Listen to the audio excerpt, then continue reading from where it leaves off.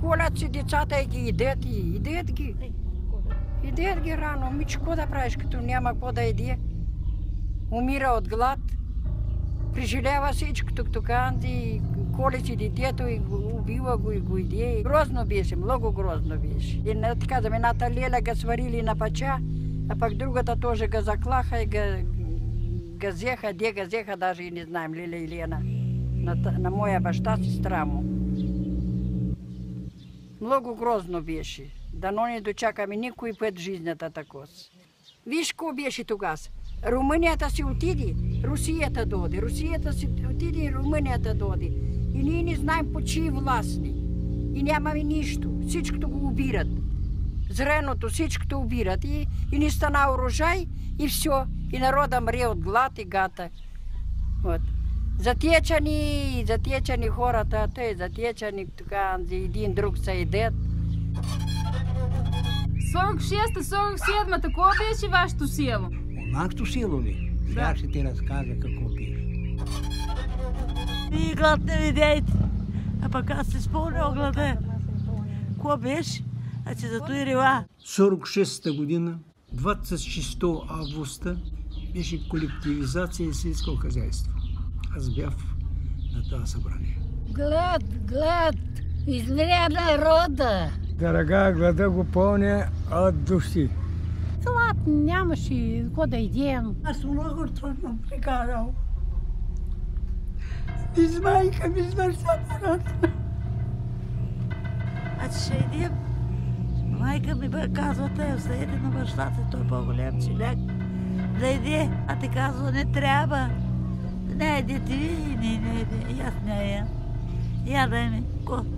Баща не умря. Майка не умре. А пък ние останаем трима сирака. Баща не умре от глад, като откръмна кралата. Глад беше и на голям глад беше. Даже умира у нас по кишетата. Но обаче ще умря жена по пътите. Все едночкото кучета бяха. Ой, тук има беше страшно.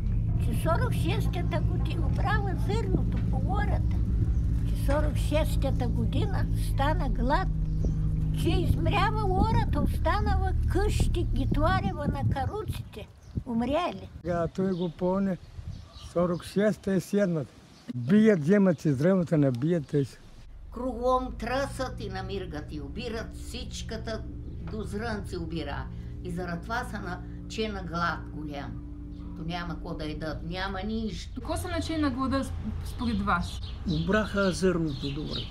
Като няма какво да иде и нищо, никакъв помощ не дават. И наша ора бява, наша селски, че станава комунисти, че се издивавала на ората. Аз казвам, акето и има. Убирая ли от хората зърно? Убира. Във време гладотря? Да. Човека има, няма, ходят, намиргаха и взимаха. Обра, кото и мами за сено. Аз баща ми умря 47-та година. Стребоци, убиране зреното. Ти от вашето село бяха? От нашето село, българи, синки. Вие бяхте и Стрибок или не? Стрибок бях. Аз даже бях в тази група, дето тия бандити. Аз тоже бях. За кого аз бях? Защото че зимата уже начеваш се глада. Няма работа около колхоза. Аз бях вынужден да ида. Намеря нашето зърно и го взеха. Към самърците, как се назвава. Ти ходя и ти намира главант, мест, а пък ръководя ги уния. Сельсъвета имаш такава група, 8 човека. Основното искат да вземат зърното. Му вземат зърното, той ще не ще, трябва да влезе в колхоз.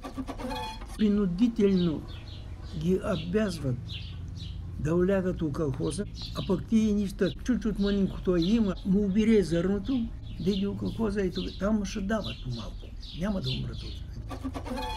Който няма, му дават, но който влезе в колхоза. Не влява колхоза, не му дава. Тия хора се спасиха, които влезаха в колхоза. Государство даваше на семията колко порция, който да има да идат, че да не умира. По една чорба в ден даваше государството да не умрат хората от глад. Ходя ли да убират зърно от хората? Не дей пита. ходя и тези хора побраха той от нас. И той казва, да умрете. Да умрем. Чули как е хубаво, чуляк имаме самбата и сега ги има моето момиче. И сега ги има. Милиционери, колкото намерила камън, дето мелява, ромел, и го трясва на земята и той се пречупи на 4 парчета. За кого трясна? За който да ни си правим сами брашно. Ма кой го трясна, го щупи? Милиционер. Всичкото зръно го обра, го бута в амбарите и то там гниш, но на орта не дава нищо. И това зръно те изгни, пък народ измря много. Ти искаха по нужда да улягат в колхоз. Тогава изкуствен голод беше у нас. Да не бяха обрали зърното от хората, нямаше да има. Завезли зърно тогава до Дуна горе, натрупано и изгнитейка, не успя да го перевезат, обрали го от хората, да го перевезат, не успя. И те той изгни там. Изкуствено, когато в колхоза да влягат. Не ще да влягат хората в колхоза тогава. И се получи глад. То 46-та селата. Нямаше ако да едеш ли? Нямаше, конечно нямаше. За ако нямаше? Ако умрява по гладо. За ако умрява? От глад. Тогичка глад беше страшен. Да не пада хората по улиците. Дето умре и там го остават и то страшно беше, страшно. Ама много хора умира и носи на гробища. Начина се масовия мор, гладомора от ноябри. Ми бяхме 5, двете умря. 5 деца. Двете от глада умря? Много народ гладувае. Много всичките подряд колкото бяха. Боже, милички, тваря ги с вилата на каруцата. На каруцата и ямата. По пътя минава каруци, който панал умрял. Качето каруци, както голи, както изтъщени, карат ги на гробища и там синките, синките ги фърят от могила и ги зарават. За краката и за главата и гали. Да. Върви по улицата и падне, умре и все. И го убира каруците от колхоза. И ги возят там, за краката и за главата и... Му било просто умирало уже. Так? И взимат, тургат го на каруцата, отиват, карат го на гробища. Била каруцата пълна и ги нафърляли, един още бил жив. Но и го фърляли. Го видели, припълзяла и си отчел. Изляза от ямата? От ямата. То не се приказва, лъжеви. Баба имаше синилче на рокла убава. За умиране казва да ме заровите с нея. Пък той дали ще взе гласа на чена. Мама казва, ти жгалодоровец го вземат. Няма, звън. Раз изказа равайте. Събанан мама отиват на гробища. Гроба разкрит. Баба чисто гола. Съблечена и зели и дрейки. А ти по една каруца натоварени и една дупка ги свървава. Много народи. Тата беше като и завой с каруцата, а че пърли каруци нощ се е такос. Умрели. По 2-3 семьи остана у десятката там. Или... От 10 родини остава 1-2, а ние се измират. Да. Майка ви умре от глад? Да. И брат имаме, дето от глад отиде.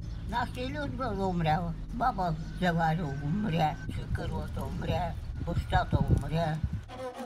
Идете да изчупите тази копаня, че Илина ще умре, няма да има с кого да го заробим. Ама тъй го казва, сигурно ще реч вради за някой, не за дете. Убити. Голод настолько такова человеческите чувства, че човек се теряет в жалост и всичко. Но тя, въпреки всему, все-таки выжила. Аз помня, беше уже 1,5 года, имаше и непряшни горни зъби, а че грези парченца лъжица, че ги глад. Чудом тя выжи. Има една майза, там ги оставят, турят ги околната и седят. А че едно куче, тако взе голямо пъстро куче. Маля като додич, като улови челяк, за крака ли, за ръката ли, уличе го по баира, уличе го, гризе и ге. Имаше и бандити, като отизе в селото, че викали, хвърляйте го, той все равно няма. Хвърляйте го. Той нам кой беше жил. Те бяха всичките умрели като куцата. Умря и жените, и децата, и ти всички от главата. Бя такива апуши. Ти апуши и беше телото като воскове. Като воск, вот като свеч, когато гледаш, тъй като телото такова. Страшно беше. Вот, опухше, и вот именно телото, няма като там розово, като шас телото, а просто като воск. Видно, кров веки нямаше в телото. Помня тукета ръцете опушата и се просвечва това. И кожата те падаше кожата те. Страшно беше. И лицето такова страшно. От глад перед смертью опухава страшно. И тогава умира. Страшно беше. Били 8 деца. Всичките били папуши от глад. Реват, искат да идат. Мама дума, но как да им даваме на тях? Такива печат и напитка, колкото за тях. Уния реват. Тя каза, аз и да им дам по едно парченце на 8 човека. Каза, измряли всичките. Съдял и но лапи то пената оцелял. Ама той одил, поскот могилните там, дето и ял кони хвърлими, дето кучета, триба, каквото видял и той виждал.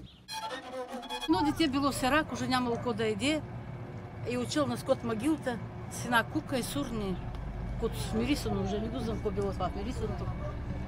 И пък имало тук и хора го видяли, го взели това дете, сега го изхранили, го изгледали. Гладувал в полности гладувал. И бял затечен, и рекал, ще умра, уже аз малка бял. Аз ходил в школата, там нарания у кантината дома. Нарания у кантината, ще ми дадат сега тук партиенци ляп. А че аз хода правя, а този ляп не го доидам всички, чута полинката, че нося на мама. И го дам, тя седи, иски светичка. Ко ядахме? Трива варяхме, а че ga идяхме. Лобода! Кой ядал? Лобода вари ми, китки прави ми, ядай ми.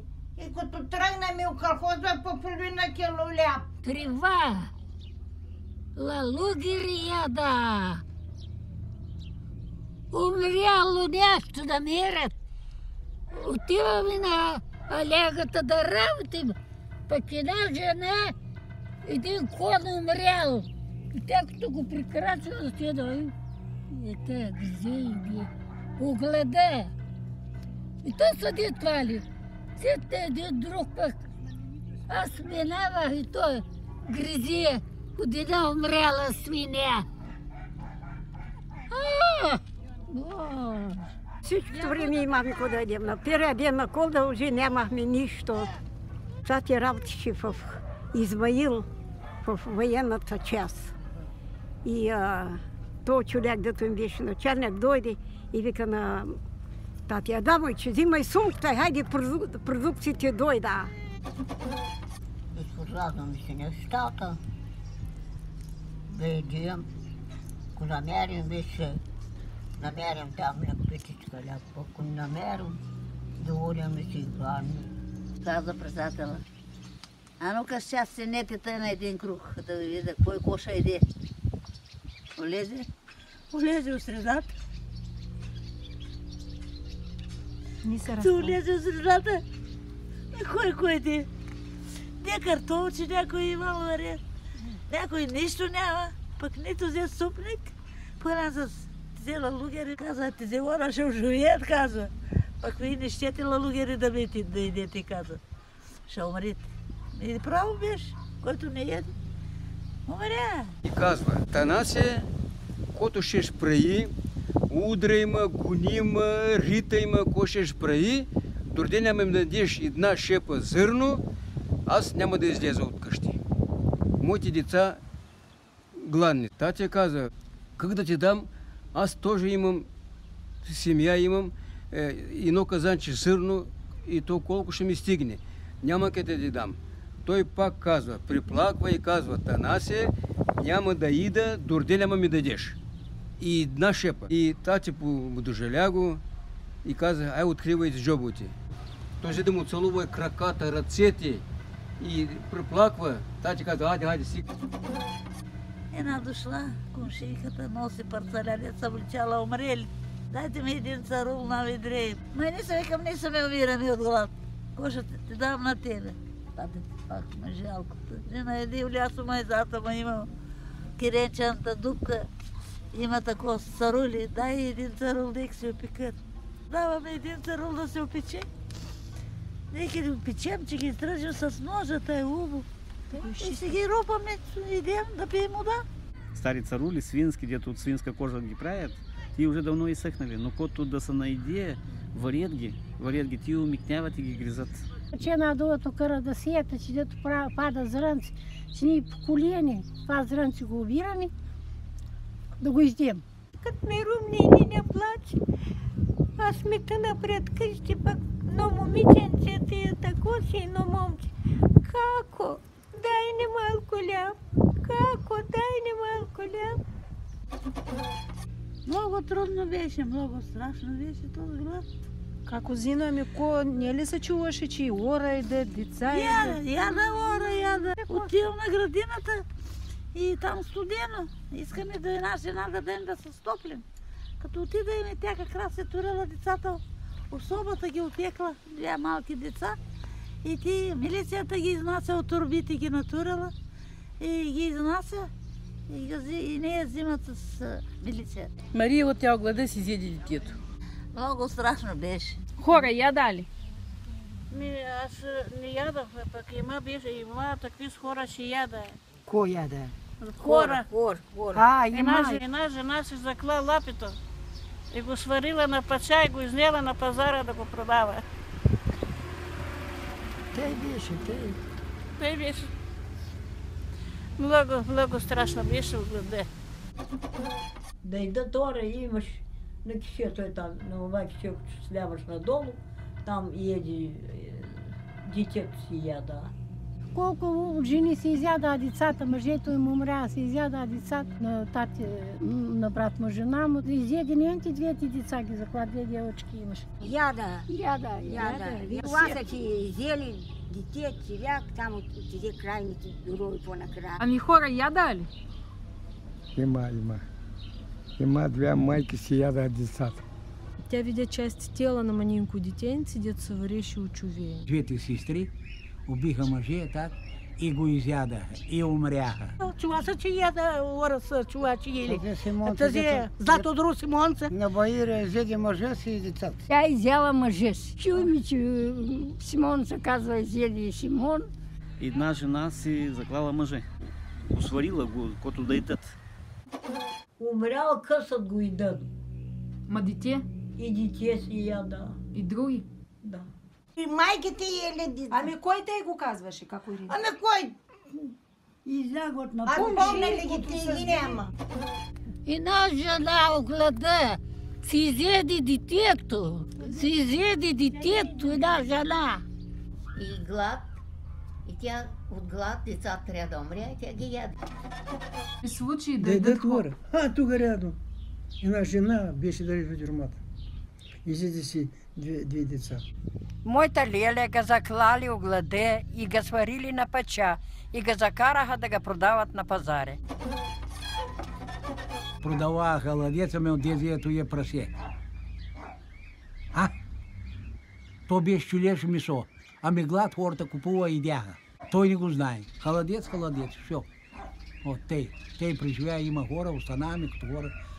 Живи днескашния ден, като ме виждате. Какъв и то халадец? Ми от челешо месо сварили. Си свари децата, свидетелството от Гладомора, свари ги и изяди.